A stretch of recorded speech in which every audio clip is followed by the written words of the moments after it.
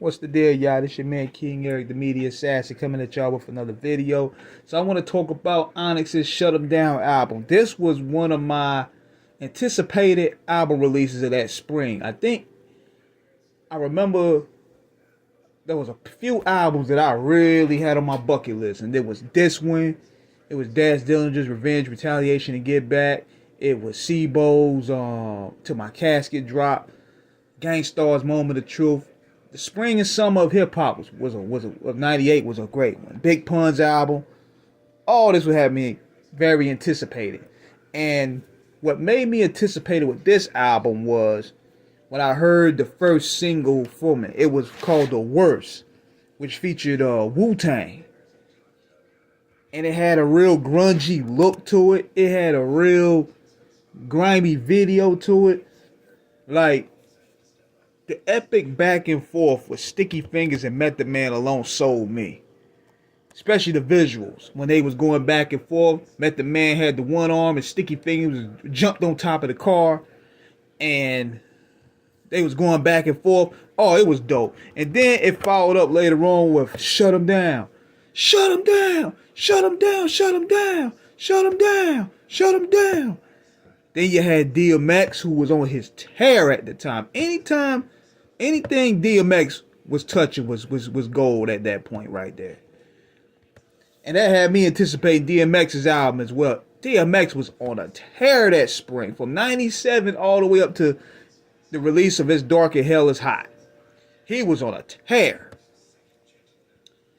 But I was thinking, okay, the first two songs were bangers.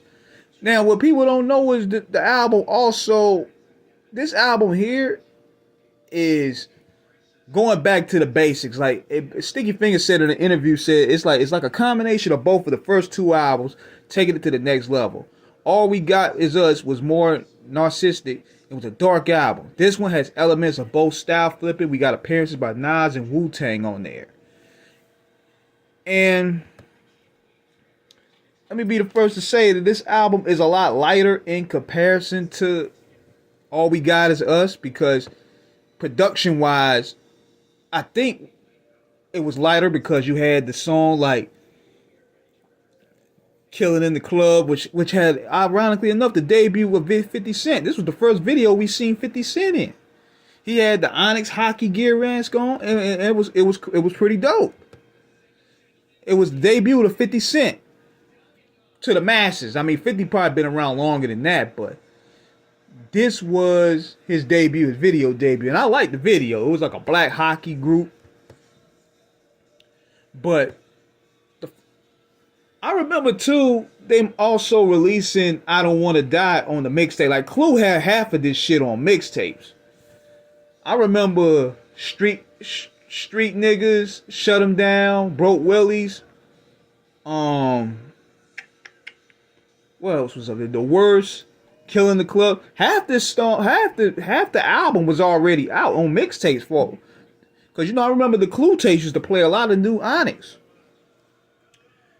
But it was definitely a lighter tone in comparison to It's Dark and Hell. I mean, it's All We Got Is Us.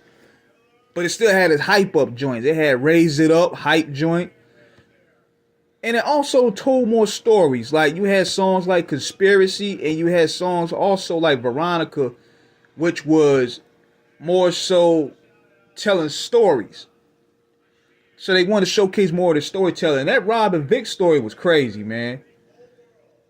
Listen to that song, Rob and Vic. It was a dark graphic tale of two brothers, and one of them ended up killing the other brother. It was one thing I like about Sticky Fingers is that his imagination as an MC is parallels to none. The way he comes on his verses, pause, he brings the ruckus on every sort of way. And what I like about Fredro does a great job of adding his elements to the table when it comes to production. And also, the other dude, what's his name, man? The other dude that was on there, he was with the group as well. The dark-skinned dude. I think his name was... Hold me, look him up right quick. Because he brought a lot of hype to the joint. He brought mad hype to all the songs. A lot of people used to joke on him, say, yo, he ain't really saying nothing. But he always bringing the ruckus, man. Like he brings a hype up energy. Hold on, let me get it. Let me get his name. Let me get his name right quick.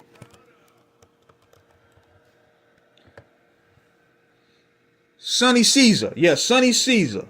And he also had another member, DJ LS1, and I think it was another guy who passed away too. It was Big DS. Rest in peace to him. But another favorite of mine was the Shut 'Em Down remix. Big Pun straight murdered this. But believe it or not, Sticky Fingers had the best verse up there. He was talking his ish on that joint, yo. It was, to me, it was a very anti-industry verse. And that's the type of tone that he used to set up. He said, "I'm underground, too hard for the radio. MTV won't even play my video." I was like, yo, they coming with that type of energy. Then he also mentioned, "I'm the one who told Old Dirty to shut down the Grammys. I'll burn all y'all. I don't care if you Puffy do your remix. I'm crazy. Run up a Def Jam with a handgun. Fuck a royalty. I hold Russell for ransom." I said, yo, that had to be a diss. Because this was their final album. So I guess that was their final exit of Def Jam. But, you know, Nori, he also had a dope verse up there. And people forgot Nori could actually rap back in the day. Nori was actually pretty nice. But overall, Shut 'Em Down was a dope ass album, man. I mean, they did a great job of mixing both elements. It wasn't too dark. It wasn't too light. This was their best balanced album right here. Even though my personal favorite is All We Got Is Us, this one here is definitely number 2, man. I got Back the Fuck Up at number 3. But All We Got Is Us, that's more so sentimental to me. And they're not taking away from Back the Fuck Up, because that's dope within itself. But that second album, man, that's just memories with that one. So let me know what you guys think. Subscribe, hit the like button. Peace.